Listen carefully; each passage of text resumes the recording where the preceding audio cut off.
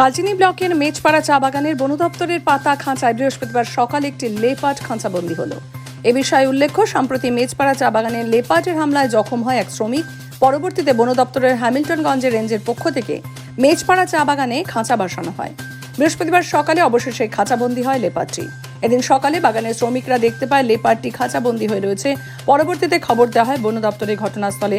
বনকর্মীরা আধিকারিকরা এসে পৌঁছে খাঁচাবন্দি লেপার্ডটিকে উদ্ধার করে রাজাভাত খাওয়ায় নিয়ে যাওয়া হয়।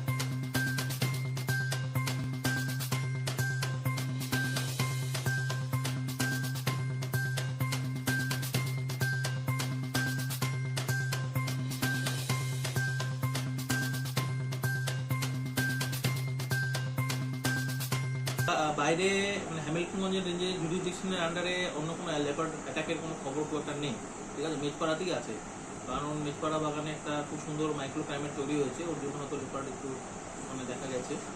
তো অন্য রেঞ্জে হতে পারে, সেটা আপনি তদন্ত করেন।